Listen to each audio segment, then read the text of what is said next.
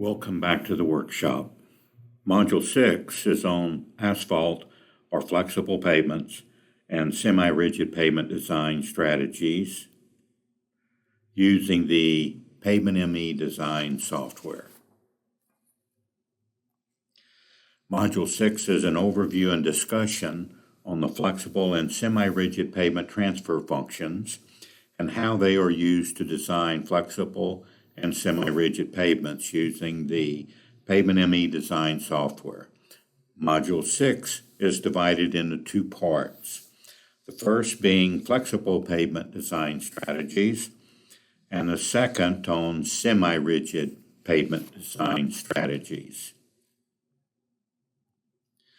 We will start with the flexible pavement design strategy and overview the four distresses or performance measures used for designing flexible pavements.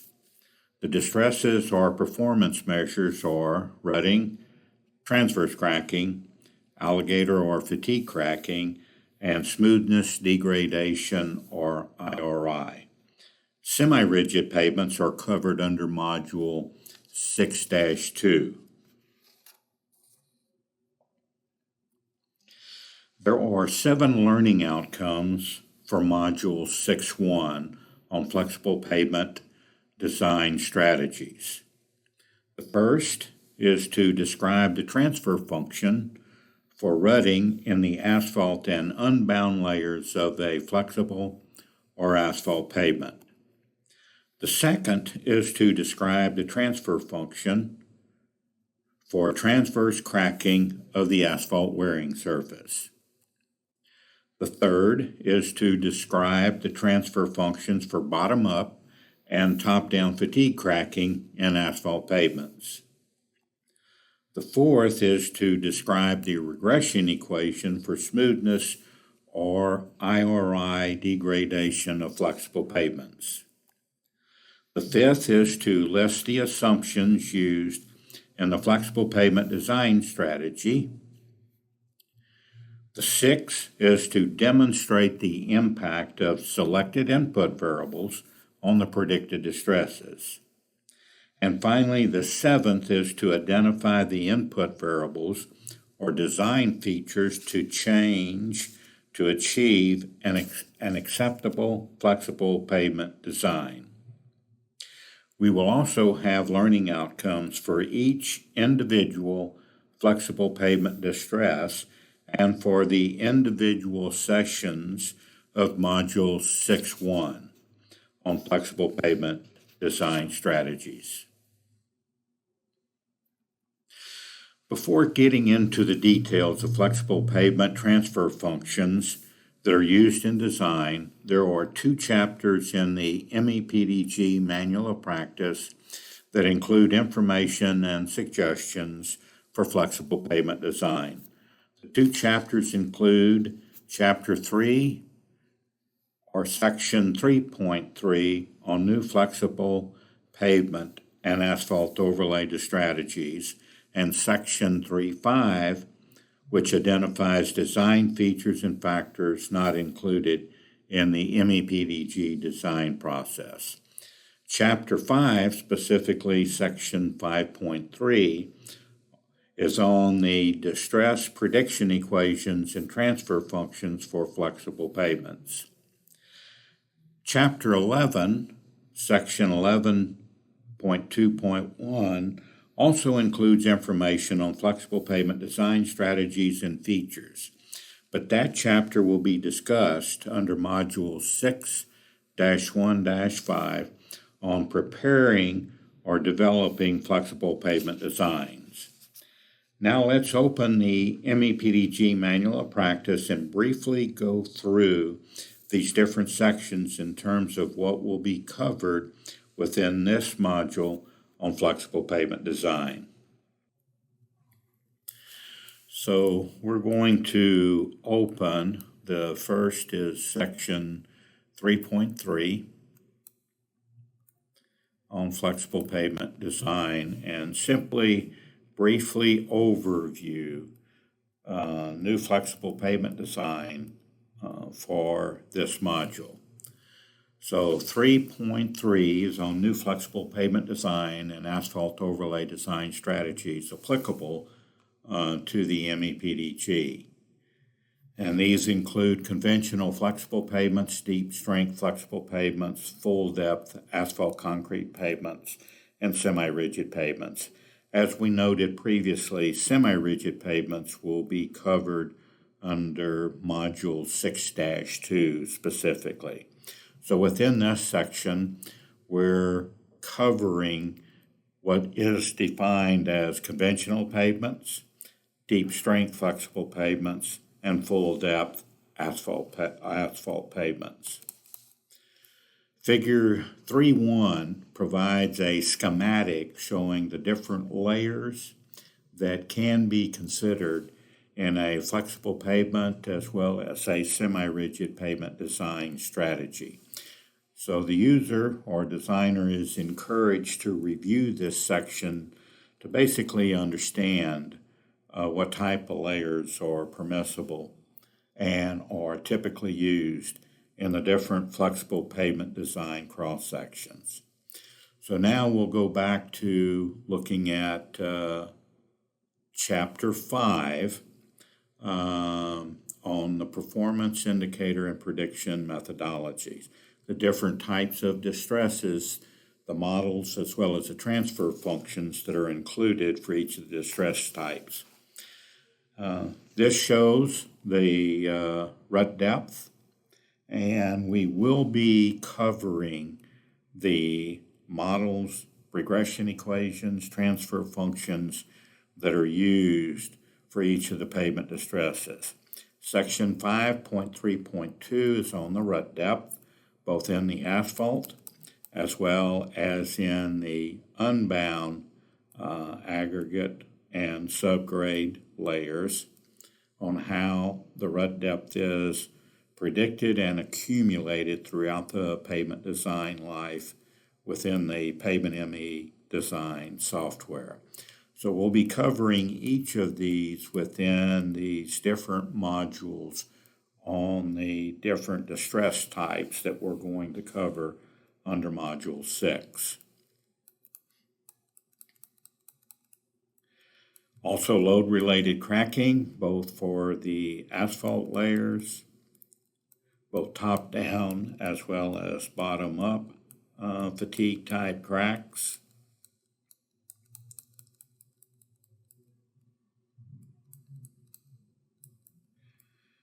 The CTB layers will be covered under Module 6.2 on semi-rigid pavements, and then also Section 5.3.4 on non-load related cracking or transverse cracking of flexible pavements.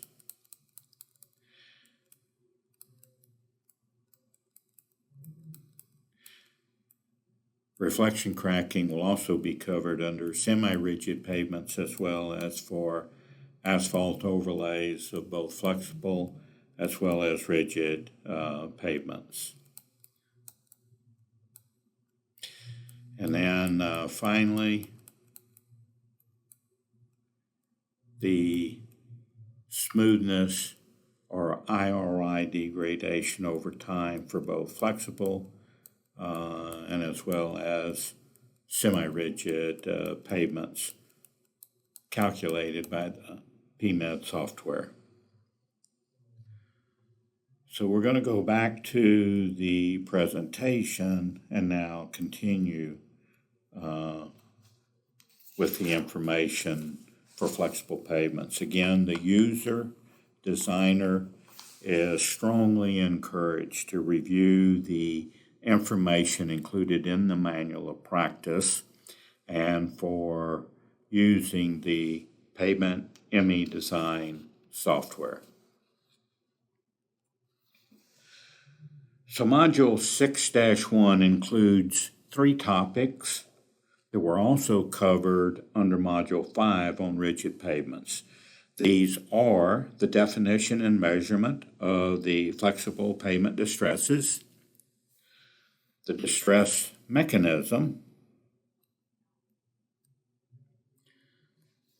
for flexible pavements, And the third one, the flexible pavement distress transfer functions and or regression equations for predicting the distresses, as well as the layer properties and test procedures that are required in support of the transfer function. The four flexible pavement distresses or performance measures that we'll cover within Module 6 include rutting, transverse cracking, fatigue or alligator cracking, and smoothness. Each one of these will be covered in a separate module of Module 6. We're going to start with rutting. So starting with rutting and flexible pavements. There are four specific learning outcomes from Module 6.1.1 on rutting, which include define and explain the rutting of flexible pavements, describe the rutting mechanism,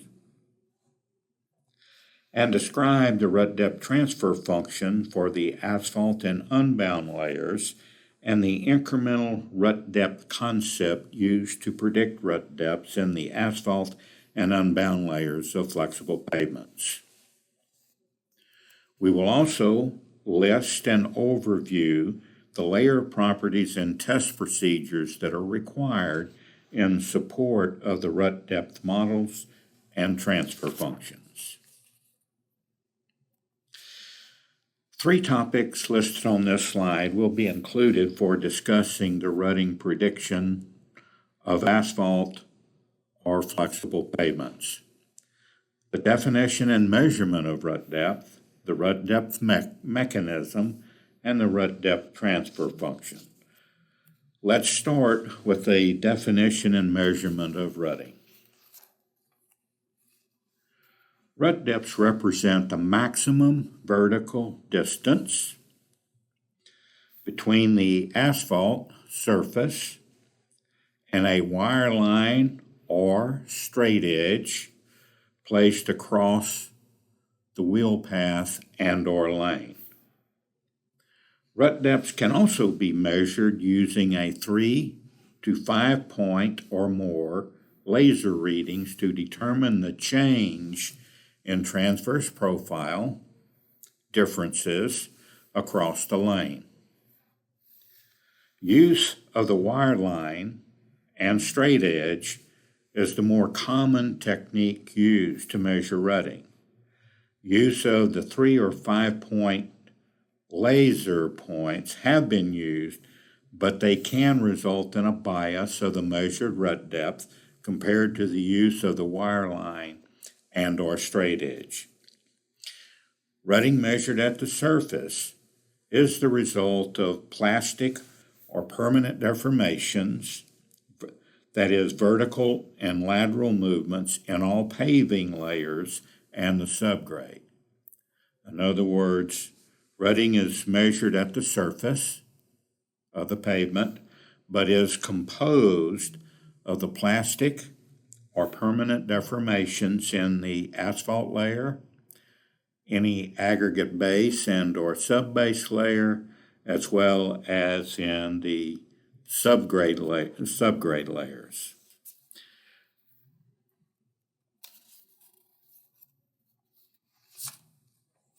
Now let's review the rutting mechanism in the asphalt and unbound layers of a flexible pavement.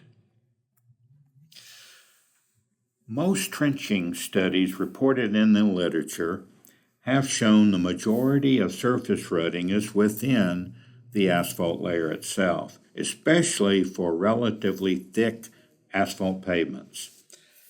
The percentage of the surface rutting from underlying layers is believed to be smaller, except for flexible pavements with relatively thin asphalt surfaces.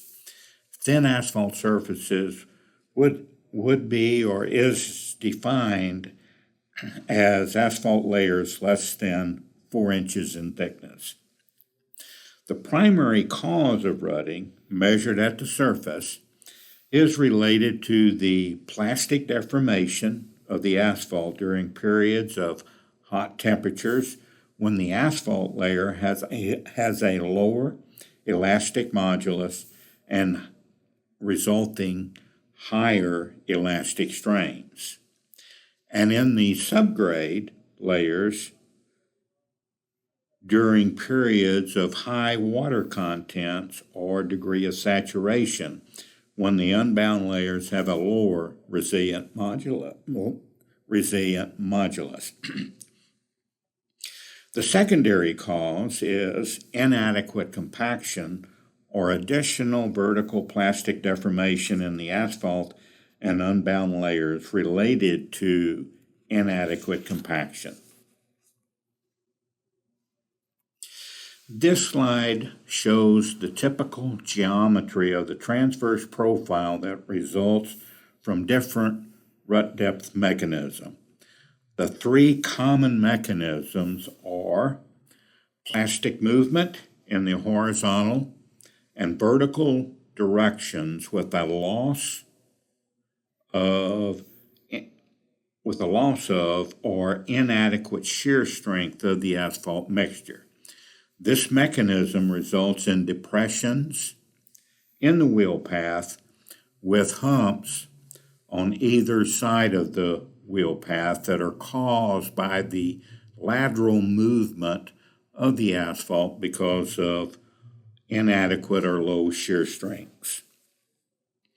Densification of the asphalt mixture can result in plastic movement in the vertical direction, but is generally without humps on either side of the wheel path.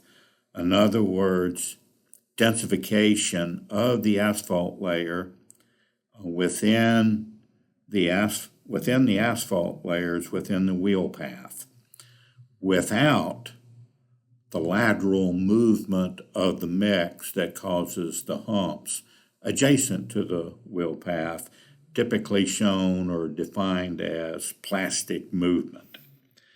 And then the third is the mechanical deformation, which is the result of plastic movement in the vertical direction in the unbound base and or subgrade layers. The subsidence or densification in the unbound layers can be accompanied by cracking adjacent to and within the wheel path, depending on the severity and magnitude of the plastic deformations in the unbound layers of the wheel path. The cracks potentially on either side of the wheel path, or maybe even in the center of the wheel path, resulting from deformations, plastic deformations in the unbound layers. The unbound layer being the aggregate base and or subgrade.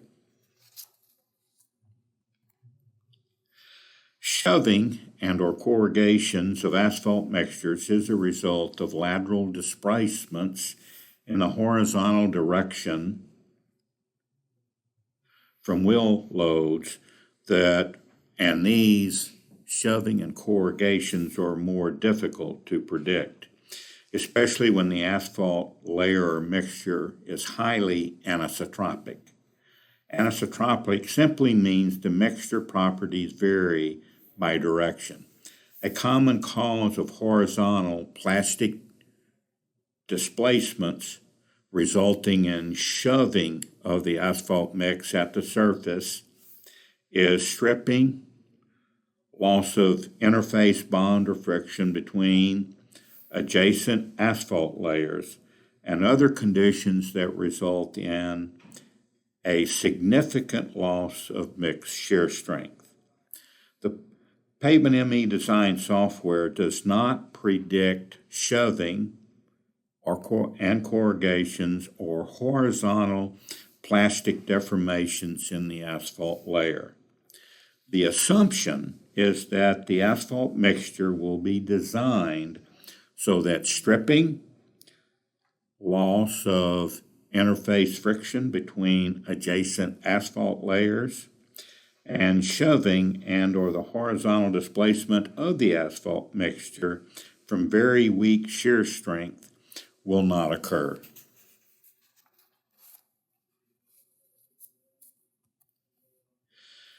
Now, moving on to explaining the rut depth transfer functions of flexible pavements. Remember from Module 2, the critical pavement responses are used to determine or calibrate rutting damage or incremental rut depths. The transfer function simply converts the rutting damage to what we can see and measure on the pavement surface, the rutting or measured rut depths. Julia is the elastic layer program that the Pavement ME software uses to compute the critical responses for flexible pavements. Julia stands for Jacob Uzan Layered Elastic Analysis. Jacob Uzan was the developer of the program. The critical pavement response for calculating rutting in each pavement layer, the asphalt, aggregate base, subbase, and different subgrade strata, is the elastic or vertical compressive strains at the mid-depth of each sublayer in the pavement structure itself, from the asphalt surface to the underlying subgrade layers. As part of the vertical or compressive elastic strain, or a portion of the vertical or compressive elastic strain is plastic and is non-recoverable. The plastic portion is defined through laboratory testing, which will be explained in a later session of this module. Rutting measured at the surface is the result of permanent deformations in all paving layers and the subgrade, as previously discussed and defined. The Pavement ME design software breaks the rutting into 3 distinct different layers for predicting the total rutting measured at the surface. These 3 distinct layers include asphalt, unbound aggregate base and or subbase layers, and then the different subgrade strata and or layers.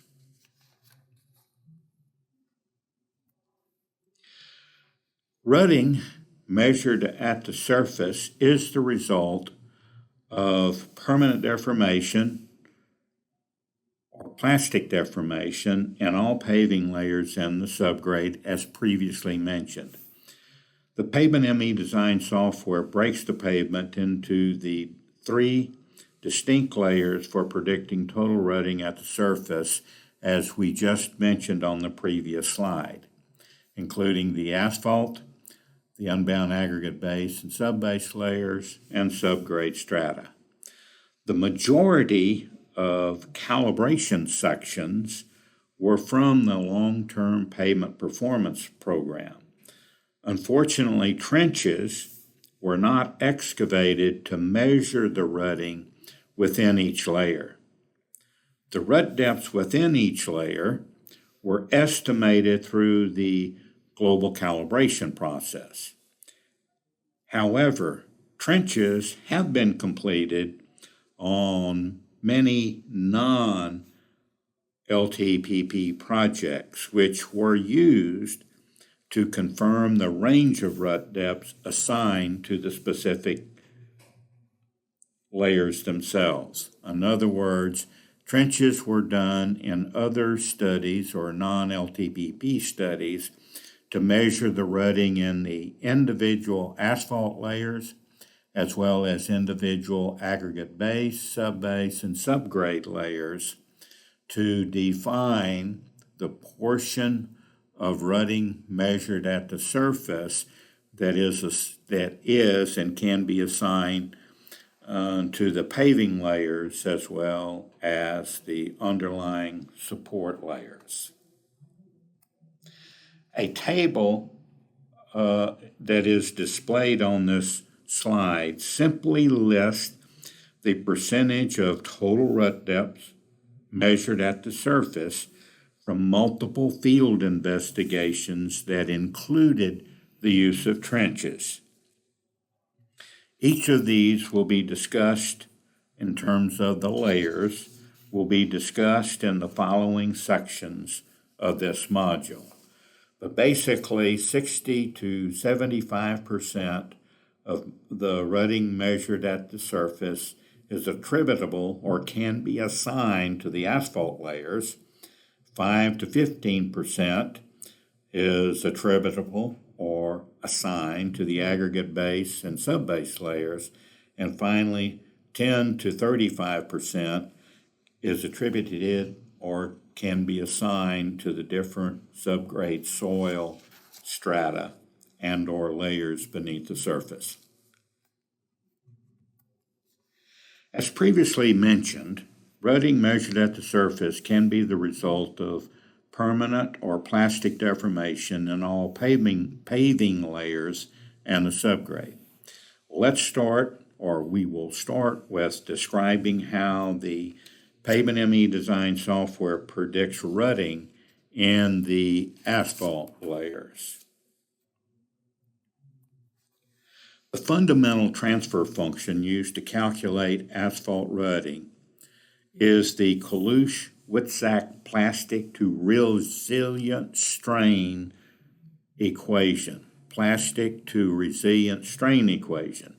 The transfer function simply assumes the plastic strains are proportional to the elastic or resilient strain. The plastic to resilient strain ratio is dependent upon the temperature and repeated wheel loads applied to the pavement and or applied to a mixture tested in the laboratory. The transfer function is considered a direct translation, which was defined in Module 2, between the rut depth and elastic strains themselves. In summary, the plastic strain is the damage and is directly related to rut depth. The MEPDG rut depth transfer function is displayed on this slide and specifically defined in the MEPDG Manual of Practice in Chapter 5 that we just covered. The plastic deformation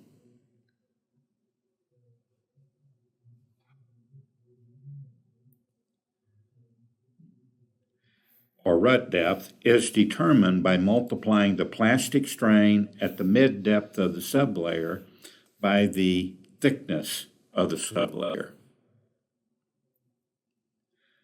In other words, the plastic strain or deformation is determined by multiplying the plastic strain at the mid-depth of the sublayer by the thickness of the sublayer. The depth confinement factor, K sub z, depth confinement factor, K sub z, will be explained on the next slide. The laboratory-derived K coefficients will be further explained in a latter portion of this module. However, the K coefficient measured from laboratory tests were defined and explained in Module 4-4-5 on inputs to the Pavement ME design software. We're just going to further discuss them as part of the prediction methodology and transfer function. So Delta P is simply the plastic deformation within a sublayer. E sub P is simply the plastic strain of that sublayer. The H asphalt is the asphalt layer thickness. The E subscript R is the resilient strain, which is the elastic strain either measured in the lab or calculated using the Jacob-Poisson's program. And then K sub Z is the depth confinement factor. Lower n, small n, is the number of axle load repetitions. Capital T is the layer temperature. And then the K values are the laboratory-derived coefficients, and the beta values are the calibration coefficients. The beta R1, K1R, K2R, beta 2R, and K3R, beta 3R are the laboratory-derived coefficients and calibration coefficients. And so the rut depth, or the portion of the rut depth measured at the surface that can be assigned to the asphalt layers, is simply a summation of the plastic deformation for all of the asphalt sublayers. The depth confinement factor, that's the K sub Z, the depth confinement factor is a mathematical way to reduce the plastic strain in the asphalt sublayers that are deeper in the structure. In other words, the plastic deformation, plastic strain going from the wearing surface to the asphalt base is reduced because of the surrounding material and material above a specific sublayer itself. So it reduces the plastic strain to elastic strain ratio because of the enhanced confinement deeper in the pavement structure. In other words, the surrounding layers and the layers above a specific depth.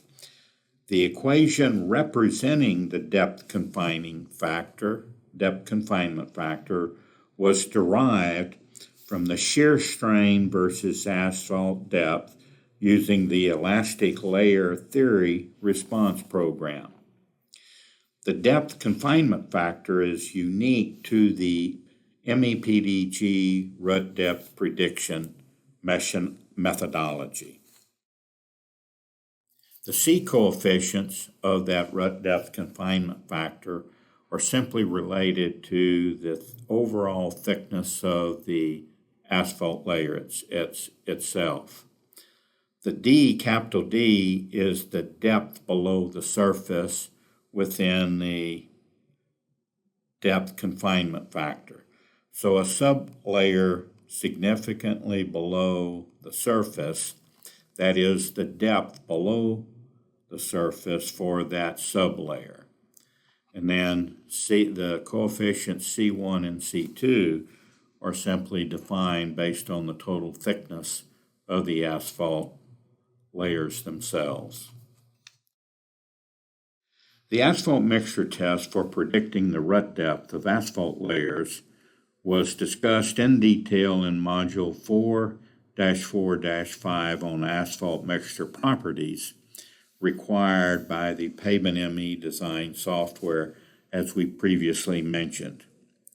Dynamic modulus can be measured in accordance with AASHTO T378, which was also discussed and described in Module 4-4-5, and Poisson's ratio should be calculated using the regression equation included in the Pavement ME design software based on temperature.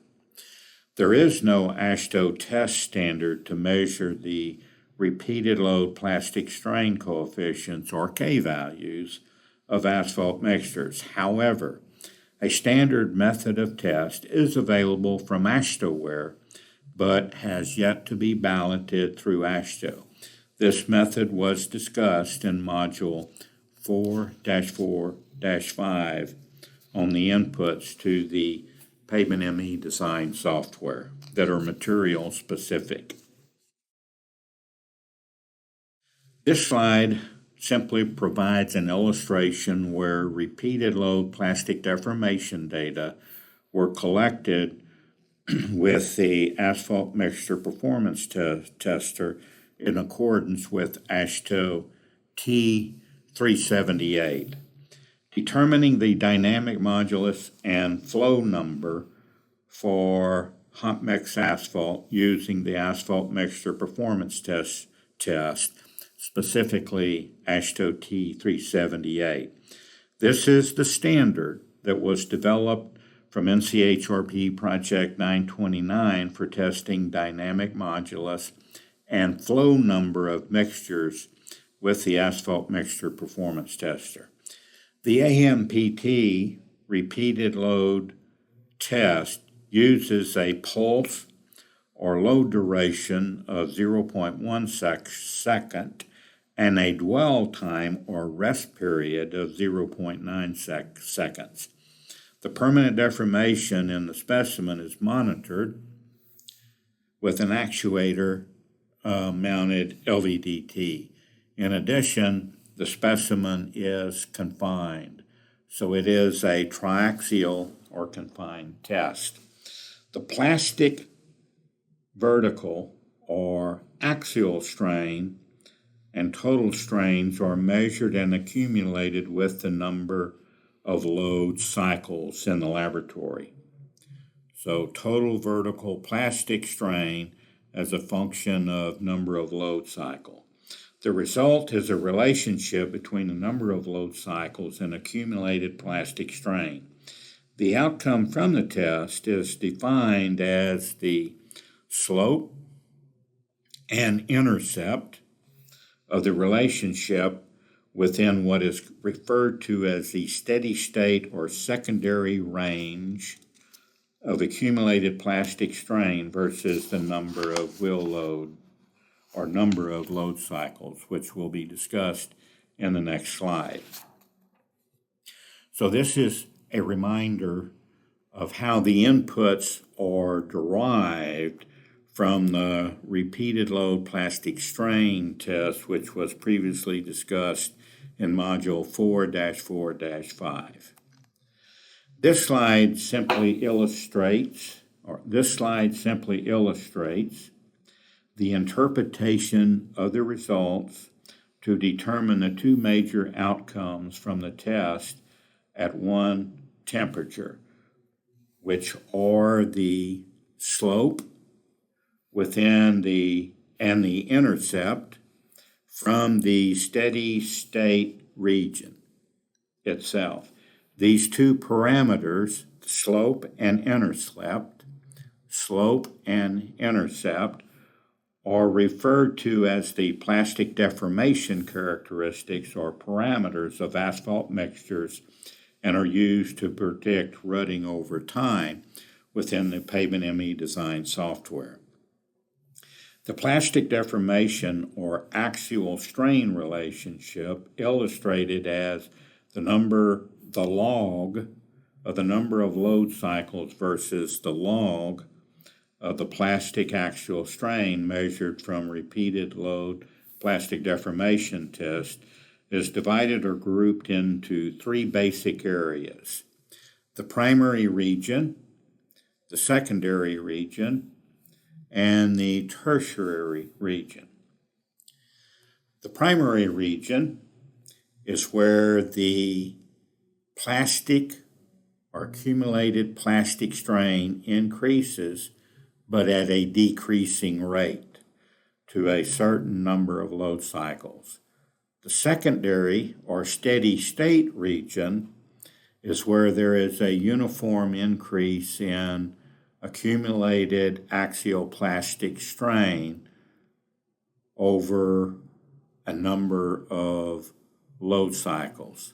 The tertiary region is where the accumulated axial plastic strain increases, but at an increasing rate through a large number of load cycles. The tertiary region, when it occurs in the laboratory, is an indication that the asphalt mixture is susceptible to lateral movement and or is a significant weakening, reduced shear strength of the asphalt mixture.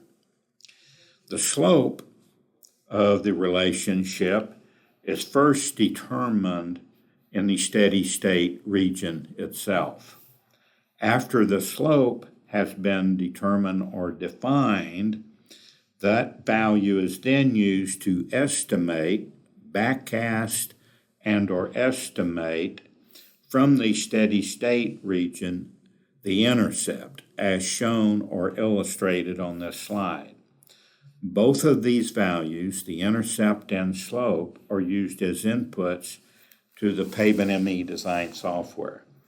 The basic rut depth equation for one temperature is shown on this slide, along with the two parameters derived from the test.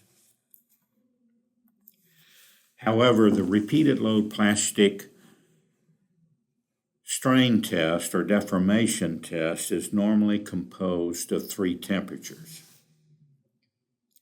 So this slide illustrates the repeated load plastic deformation test for one temperature. The upper graph shows the axial plastic strain accumulation measured on a confined compression test specimen versus number of load cycles. The lower graph simply includes the process data. The process data is determined by calculating the average rate of plastic strain accumulation with the number of load cycles. Where that rate of plastic strain accumulation is constant, defined by the green dash line, is defines the slope of the steady state or slope of the steady state region.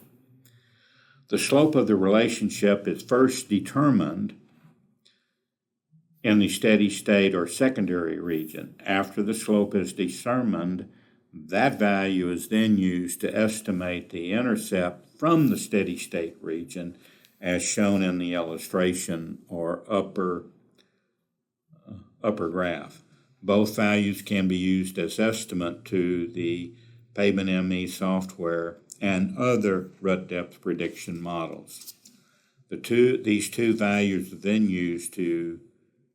then used within the rut depth transfer function for predicting rut depths over time.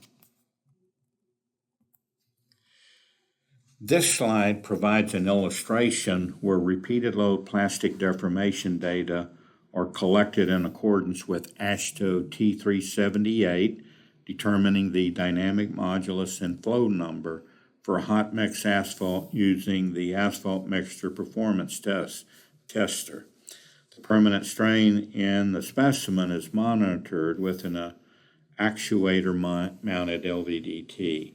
As mentioned in Module 4-4-5 and noted earlier within this module, a standard test procedure was prepared for measuring the plastic strain as a function of number of load cycles to determine the rut depth coefficients or K values as displayed on this slide for the transfer function. The K values, K1R, K2R, and K3R, all come from an analysis of the repeated load plastic strain deformation test or plastic strain tests that are performed over typically 3 test temperatures. The standard test procedure is available through AASHTOware but has yet to be balloted through the AASHTO process. In addition, a standard practice has been prepared for AASHTO to provide guidelines for determining or interpreting the outcome from the repeated load plastic deformation test to derive the plastic strain or rut depth coefficients, the K values, to be entered in the Pavement ME design software. The AASHTO standard practice is available from AASHTO. The plastic or axial strains and total strains are measured and accumulated with the number of load cycles as displayed on the graph in the slide.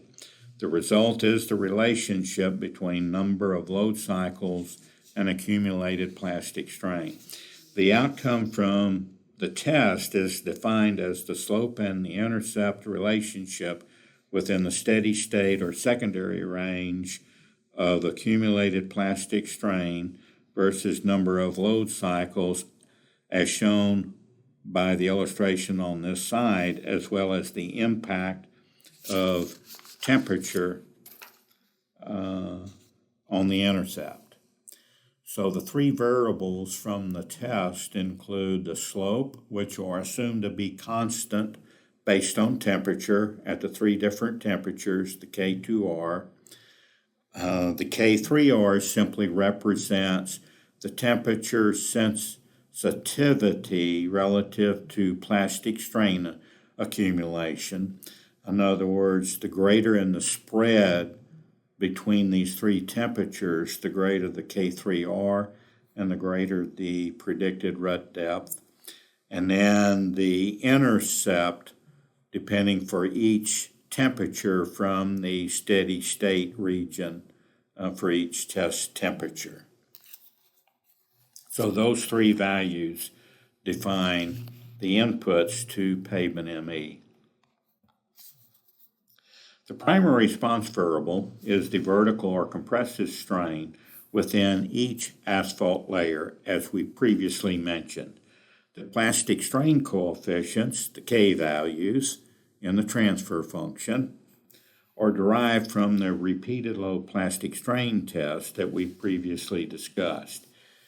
In summary, as the K1R, or the plastic strain intercept, increases, the asphalt layer rutting increases.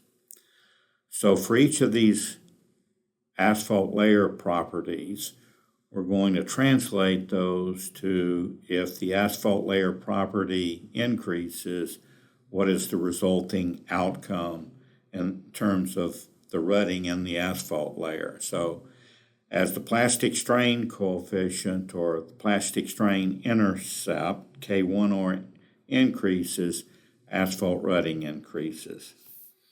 As the KR2 term, or the plastic strain slope in the steady state region increases, asphalt rutting increases. As the K3R, the plastic strain temperature susceptibility constant increases, the asphalt layer rutting increases. As the dynamic modulus increases, however, the asphalt rutting decreases, because as the dynamic modulus increases, the resilient strain decreases, so the plastic strain decreases, and the rutting predicted in the asphalt layer will then decrease. As the asphalt layer thickness increases, the rutting of the asphalt layer will in actuality increase because we have a thicker asphalt layer. However, the total rutting measured or predicted at the surface will likely decrease because the rutting in the lower unbound layers, the unbound base and subbase, as well as the unbound subgrade layers, will decrease.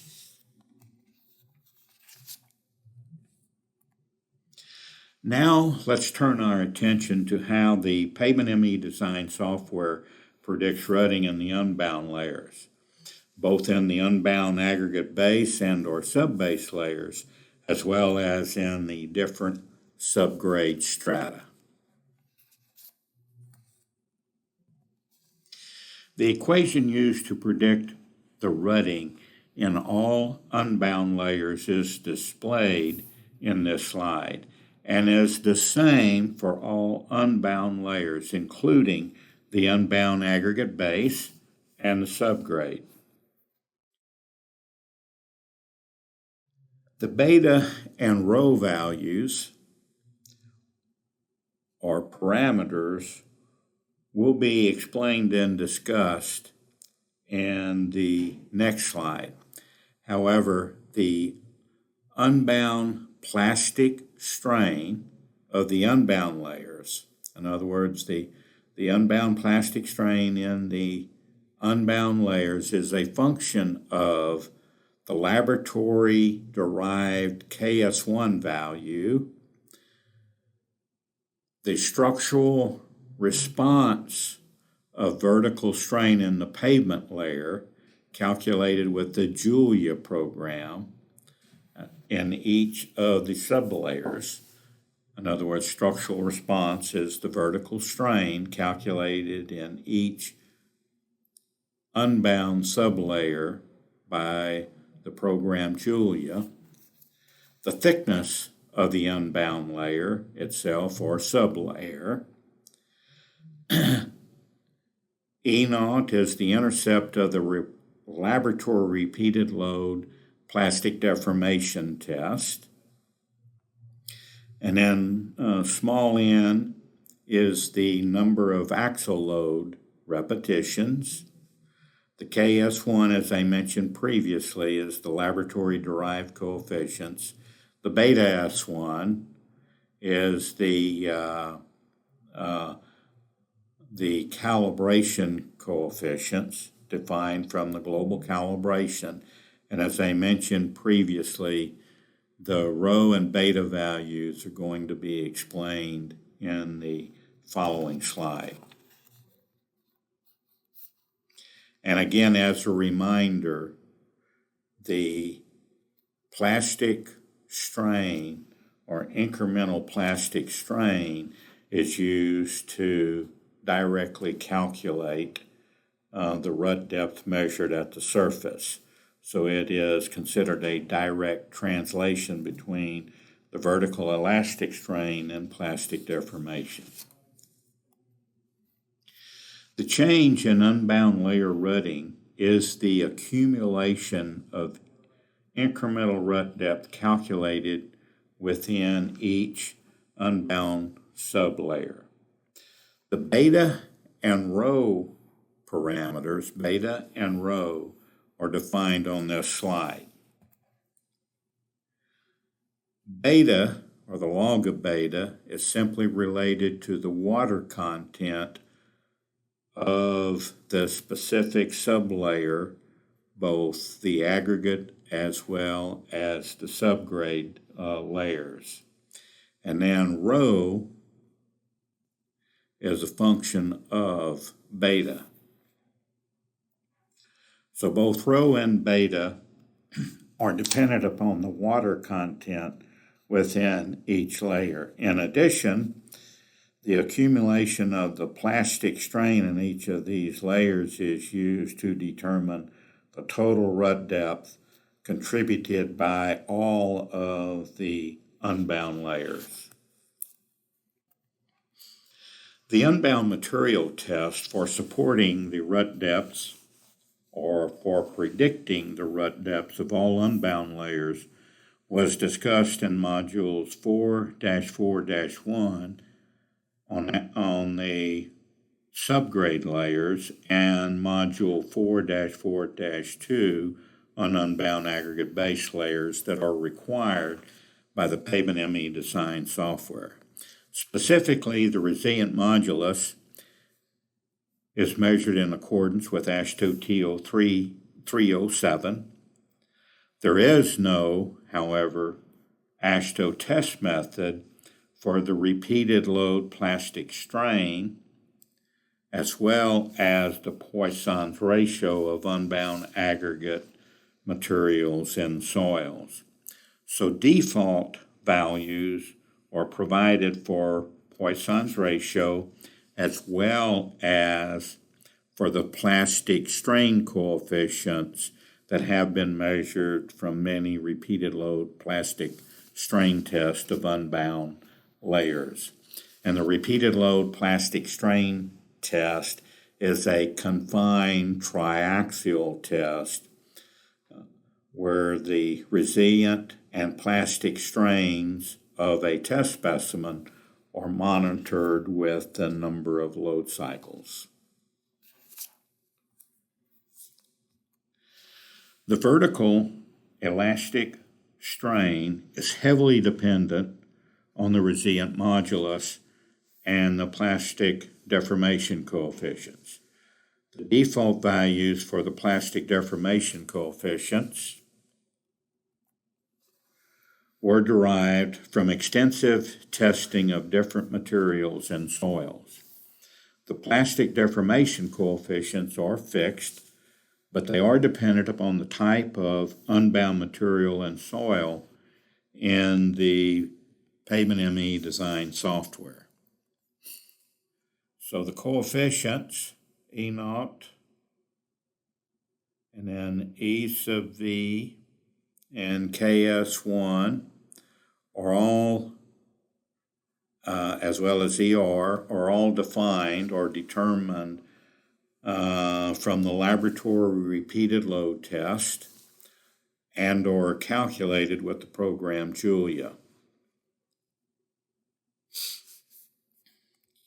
As a reminder, the resilient modulus is calculated by dividing the deviator stress by the elastic or recoverable strain that was covered in modules 4-4-1 on subgrade soils and module 4-4-2 on unbound aggregate base and or subbase materials.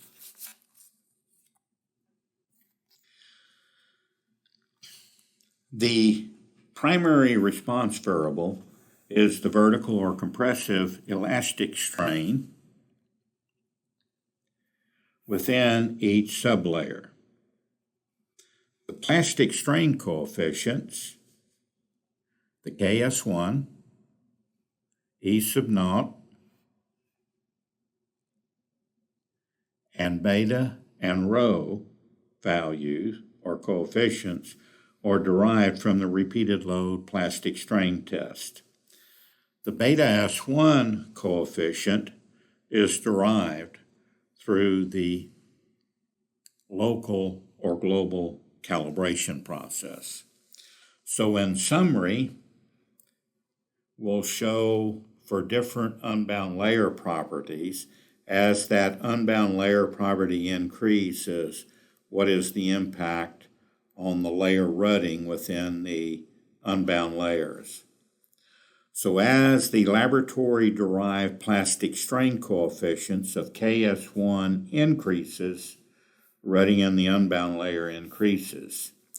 As the epsilon subscript O increases, rutting in the unbound layer increases. As the resilient modulus increases, rutting in the unbound layer decreases. The reason being is as resilient modulus of the unbound layer increases, the resilient strain decreases, so the plastic strain decreases, so the rutting decreases. As the water content increases, rutting in the unbound layer increases. And as the base layer thickness increases, rutting in the unbound layer decreases because of the base layer thickness impact on the subgrade itself. So as the base layer thickness increases, the total rutting contributed from the base layer will actually increase. But as that layer gets thicker and thicker, the rutting contributed of the subgrade then decreases. So the total impact of rutting in the unbound layers in total will actually decrease. The default laboratory-derived plastic strain coefficients and the global calibration coefficients are displayed on this slide in summary for the asphalt and unbound layers. In summary, or as a reminder, the K values are determined from the laboratory test, the K values from the laboratory test, while the beta values are determined through the global calibration process. As mentioned previously, the values for the calibration coefficients, in other words, the beta values, may vary between different publications of the MEPDG Manual of Practice, depending on the results of the calibration. The coefficient and exponents of the transfer functions are also included in the output report of the Pavement ME design software. So this slide simply summarizes the K values from the laboratory test for the asphalt layer, as well as the beta values from global calibration for the asphalt layers related to rutting. And for the unbound layers, the KS1 values for all types of unbound layers, as noted by aggregate base, coarse grain soils, sandy soils, and fine grain soils, are summarized here on this slide from laboratory tests, and then the beta values, which are all unity described or derived from the global calibration process.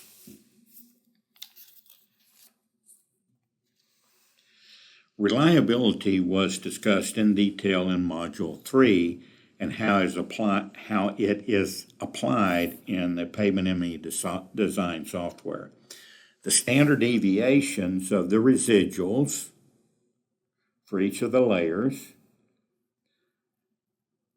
for the rut depths in the asphalt, unbound aggregate base and subbase, and our subgrade are also displayed on the slide. The standard deviation of the residuals is used to determine the reliability as related to total rutting measured at the surface of the flexible pavement.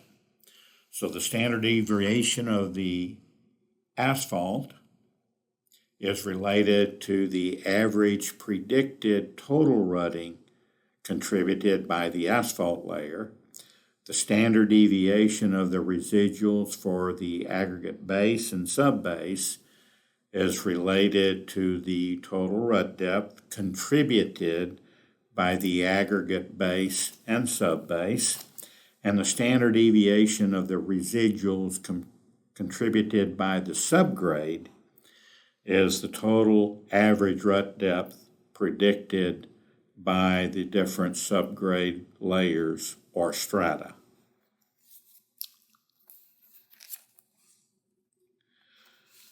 So this section is simply a summary of the materials presented under Module 6-1-1 for total rutting predicted in flexible pavements.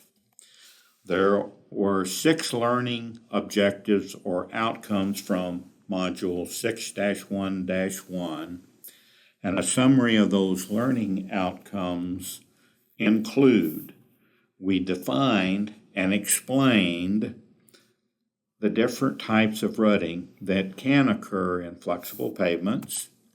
We described the rutting mechanism in the asphalt and unbound layers. We defined the incremental rut depth concept used for predicting rut depths in flexible pavements. We described the rut depth transfer function for asphalt layers. We described the rut depth transfer functions for unbound layers that include the aggregate base, subbase, as well as subgrade layers. And finally, we listed the asphalt and unbound layer properties and test procedures needed in support of the rut depth transfer function. This concludes Module 6-1-1 on asphalt pavement or flexible pavement rutting. The next submodule of the training course sequencing is Module 6-1-2 on asphalt pavement or flexible pavement transverse cracking for flexible pavement design.